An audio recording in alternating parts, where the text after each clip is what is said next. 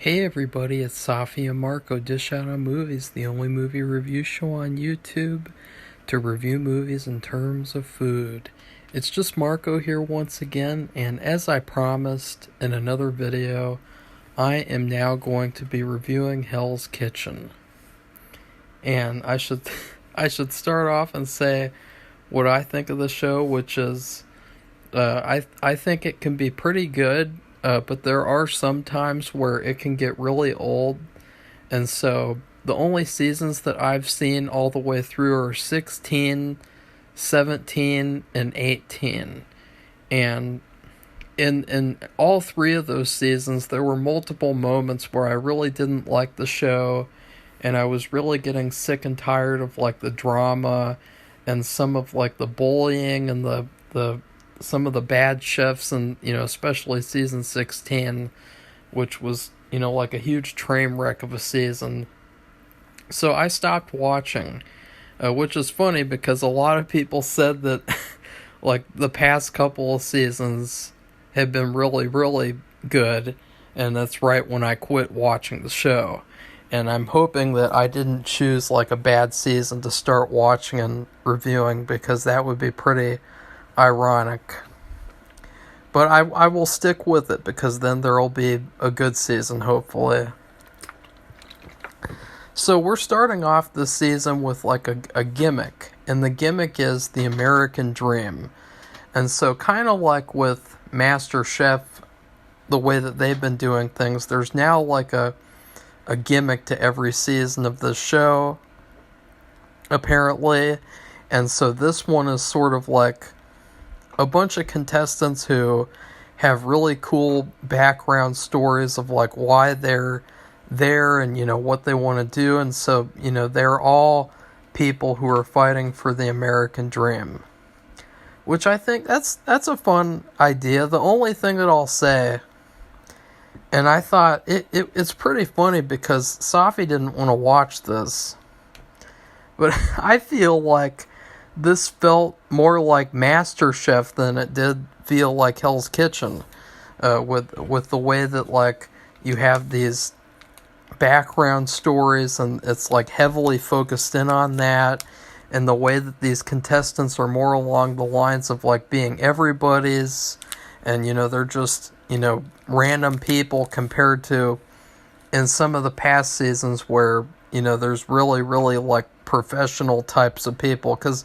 as soon as these people started cooking their signature dishes, they were just laughing and having a good time, and it was like a different dynamic. And I'm not saying that it's a bad thing. Like, I'm not saying that these people are bad. I'm just saying they remind me a lot of like MasterChef contestants.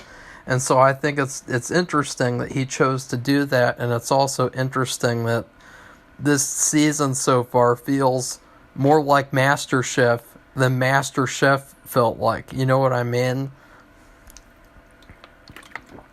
Like they even looked like MasterChef contestants. Like Hell's Kitchen contestants, they look very very like stern, or like kind of like stereotypes, like the old-fashioned chef stereotypes a lot of the times. And then you'll have some kind of hipster looking people in and amongst them, but for the most part very very like stereotypical looking. But these guys, they look just like you'd expect for like MasterChef contestants. So the episode started off, and they came in and they had this whole display that they went through, and I'm not going to go through that because it was just like a fun gimmicky thing that they did.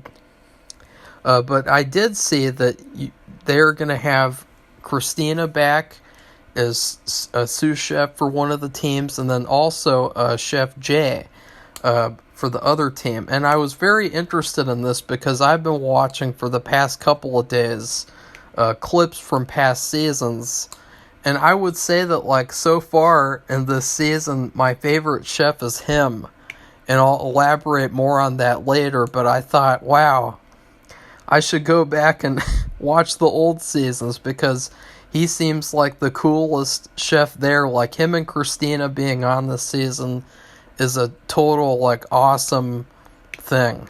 And then they started making their signature dishes, and they were like really, really just like casual about it for the most part. And you know, they started talking about their stories. And so one of them, she is this woman, and so far I have not gotten all the names, so I apologize for that. You know, I don't even have any nicknames yet. I have a very few names here, which, as the season will go on, I will remember their names, I promise. Or I will just come up with nicknames for them that belittle them and make them seem like cartoon characters. But one of them, she has 9 kids, technically. She has 6 kids of her own, and then her sister died from COVID, unfortunately, and so she has to take care of her 3 children as well. So she has 9 kids, and I just gotta say, she is obviously now better than Karen from MasterChef Season 13, right? So yeah, I just thought I noticed that, and you know what's funny too? I guarantee that like this woman is not going to bring that up every episode of the season. Unlike Karen and MasterChef, I bet she's not going to every episode be like, I'm going to totally do really good tonight in service because I have 9 kids.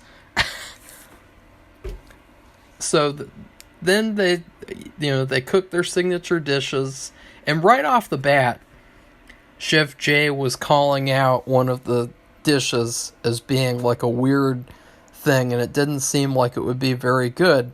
And guess what? It turned out to be the worst dish, or one of the worst dishes, and I was like, God, this guy is like, he's almost as good as Gordon. Like, he is really sharp, and he knows what's up. Like, he's really he's good. I can't wait to see the dynamic between him and the team going forward because of another certain person on the show. But anyways, they started going through their dishes, and let's just get right to this guy. Okay, there was a guy in this show, this episode.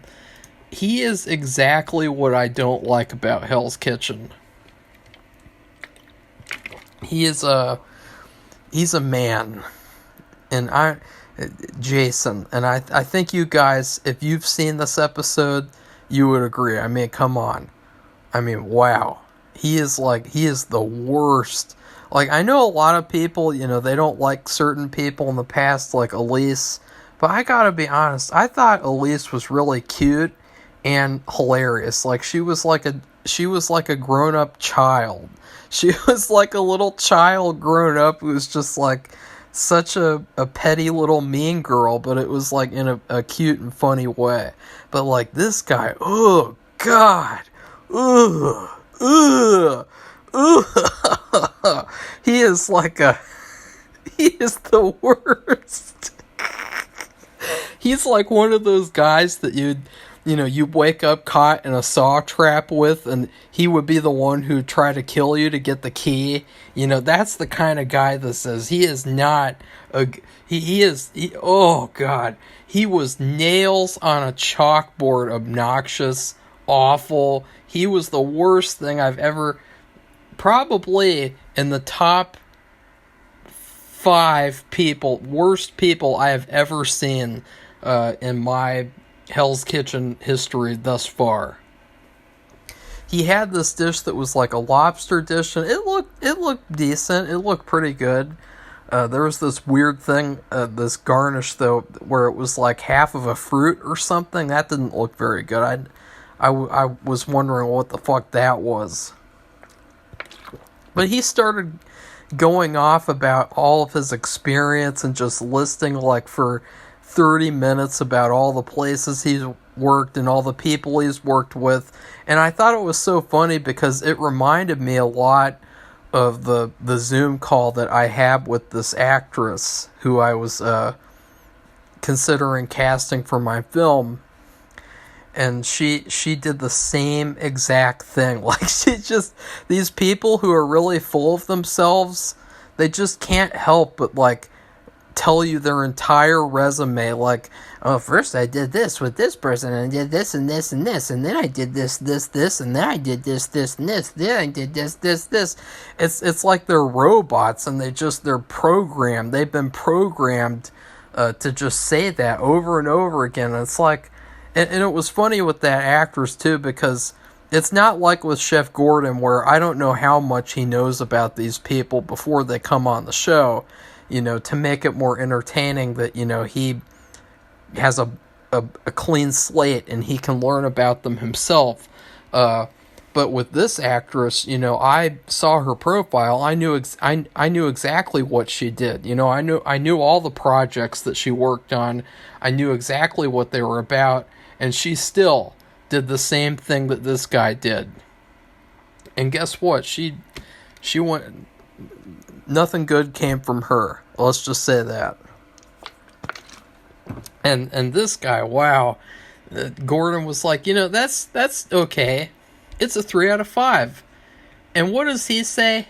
No, I totally. And I'm gonna talk like this guy now too. So I apologize if you can't understand it, but you got to experience what it's like to listen to this guy. No, I disagree, actually. I think my dish is easily a 4 or a 5 out of 5. I mean, he's very serious, and he's bad. And so let's move on him for now. Then there was this other guy who used boxed linguine. That was a really, really bad choice. I don't understand. It is season 23 of Hell's Kitchen. These people, even if they were on MasterChef, you wouldn't use boxed linguine on MasterChef, and that's like amateur home cooks. This is professional level, and you have a guy who uses boxed linguine. And his dish wasn't seasoned either, but anyways, I thought that was a shame, and I wonder, like, is there ever going to be a point where we stop seeing contestants on Hell's Kitchen in particular use boxed ingredients? I honestly, I don't think we will. I think that there will always be that one guy who is like, I'm gonna be really clever, and I'm gonna use the boxed pasta. So then, and there was another person. She had Sammy. She had fresh linguine, so I'm gonna call Sammy. Sammy will be henceforth known as the fresh linguine girl. She is a fresh girl who uses fresh linguine. And it seems like she's going to be one of the players who's highlighted this season. I have to wonder, if I had to make a wild prediction right now, I would wonder if she would be in the top 4 or maybe even win the season. Because they just seem to be highlighting her quite a bit. And it seems like she's up there. She's very confident, and she knows what she's doing. And yeah, I mean, I honestly too, her dish, clam and linguine, I hate clams. I don't really like linguine, but her dish looked pretty good, and it made me want to eat linguine with clam. So then we had this character, and he's a character. You can tell why he was cast in this season. He's a professional Quidditch player named Tad, which is a pretty cool name, Tad. And so, it was cool that he's on the show because of his, he's a character. But he made one of the grossest looking dishes I've ever seen. It was biscuits with sausage gravy and strawberry lemon jam. Like, ugh! And that is the dish that Chef Jay called out and said it sounded gross. And it looked really bad. I mean, I love biscuits and gravy, but wow. It's too bad, too, because it would be interesting to see, like, an elevated biscuits and gravy, because I have to wonder, like, what would these chefs do with that? Like, how would you elevate biscuits and gravy? It's not by putting strawberry lemon jam underneath them. I'll tell you that, guys. So let's see. Yeah, more like MasterChef contestants. I already talked about that. And then I will say, too, one of the best looking dishes, I would say the top 3 dishes that I saw, one of them came from this woman who really likes to make, like, fusion food. And she did this elevated fish and grits. And I thought that it looked really tasty. And then also, definitely the linguine one. And then there was a woman at the very beginning who made lamb. And those 3 dishes to me looked like the tastiest ones of the night. And then the worst one would obviously be the Harry Potter biscuits and gravy. And so I will do this every week too. I will tell you guys like what the best dishes and worst dishes were, in my opinion, from the challenges, from just how they looked. The women ended up winning all because of that linguine dish from the Fresh Linguine Girl. And so far, it seems like the women's team is better and the men's team is kind of mixed. It seems like the men's team has some characters that were just cast to be characters. And then, of course, you have a villain. I mean, definitely, when they cast him, they were like, wow, he is going to be the perfect pain in the ass jerk for this storyline here. He is just going to be the worst stick in the mud, and Gordon is going to have to put up with him. I mean, I would hate to be Gordon. I mean, I know a lot of people would be like, "Oh, are you serious?" You know, I would love to be Gordon Ramsay. I wouldn't, because I would know that I would be doing Hell's Kitchen and I would have to deal with people like this, because the producers were like, "This guy, he's going to be a really good villain. Have fun." Because he still might do good. You know, he might do a good job and be there for a long time just because of his quality cooking. But I have a feeling he won't be. Hopefully. But the men's team does have a few gems. You know, there's a Cuban guy who's really cool. There's an Irish guy who's really cool. Yeah, I mean, it just seems though like the women's team is much better so far. And they showed the women's team celebrating at this like fancy mansion, and they had a nice dinner and everything with Gordon, and they seem to be getting along really well.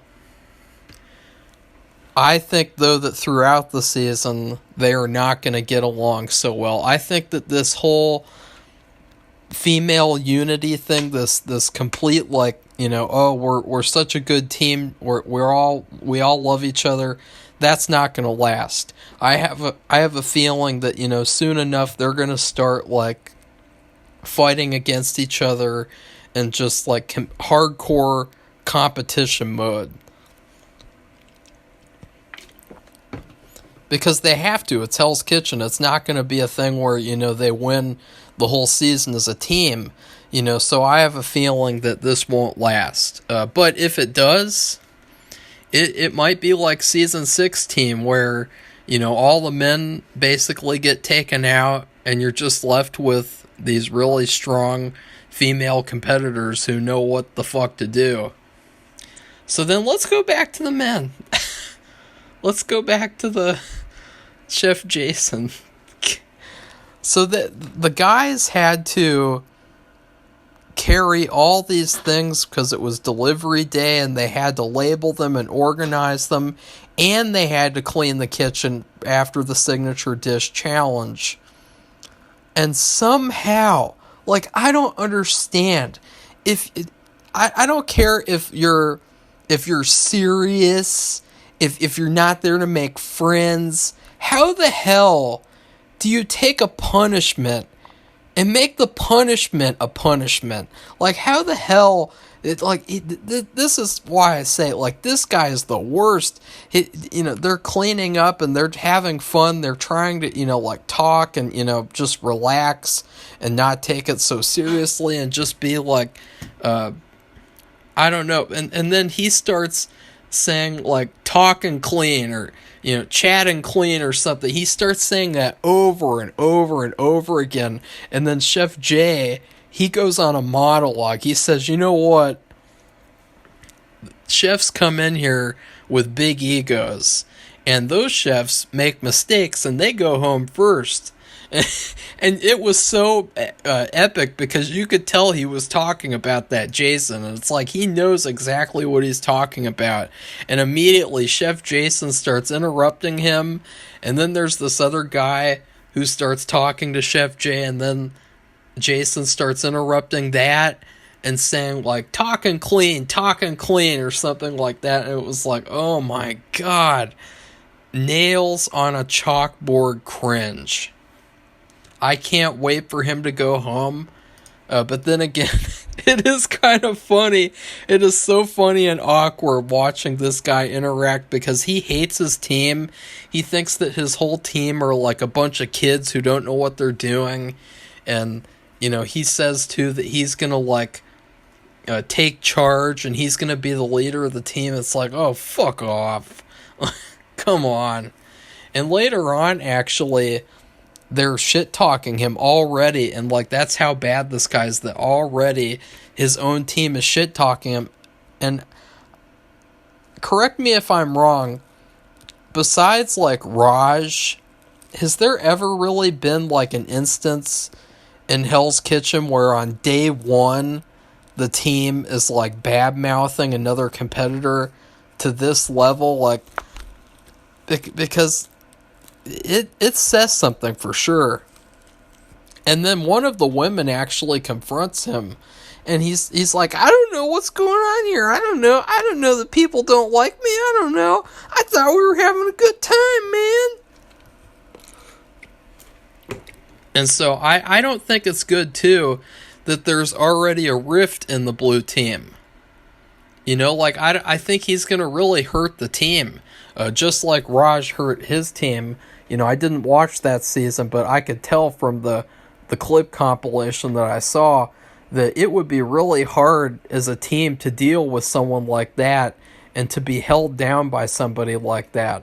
And so I feel like Jason is either going to have to go home or he's going to have to switch teams. And if he did switch teams, like, I want to see that because these women would eat him alive.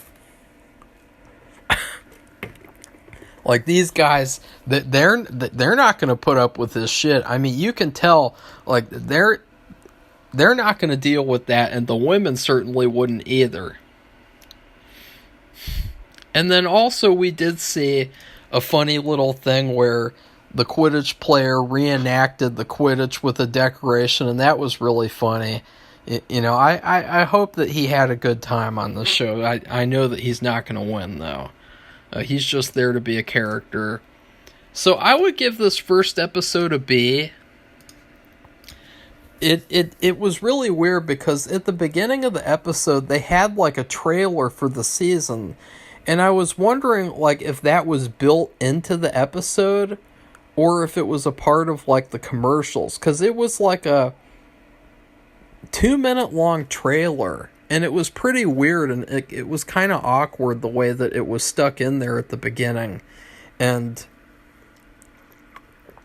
the one thing that I really liked was that it seemed like there was a big build-up this episode. Like, even though there wasn't any dinner service this whole episode, there was like this tension that was building up underneath the surface, and I feel like that's really cool because I'm already, like, I can't wait for next week for episode 2 when you get the first dinner service because I feel like stuff is going to happen.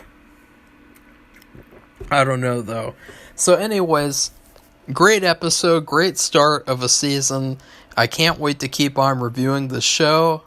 It's nice to keep on reviewing cooking shows as well as horror shows, although the schedule is pretty full, and I added this on even though the schedule's already filled up. And in fact, there's one day in October 13th, Friday the 13th, 5 Goosebumps episodes are coming out, and I'm going to have to watch and review 5 Goosebumps episodes and Hell's Kitchen at the same time. That's going to be a nightmare. Not a kitchen nightmare, though, which is coming back.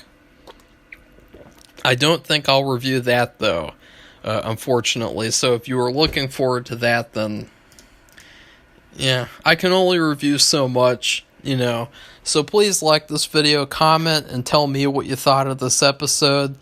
Do you agree about my roasting of Chef Jason? Because I'm not gonna, with certain shows and certain contestants like MasterChef Junior, I'm very, very nice, and I try to just make fun politely and not really be too mean.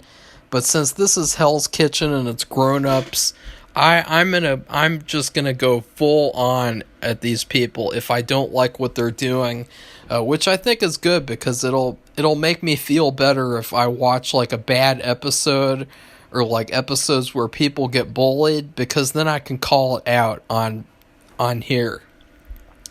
And then please subscribe to our channel if you'd like to see more Hell's Kitchen reviews. Goodbye, everybody. See you soon.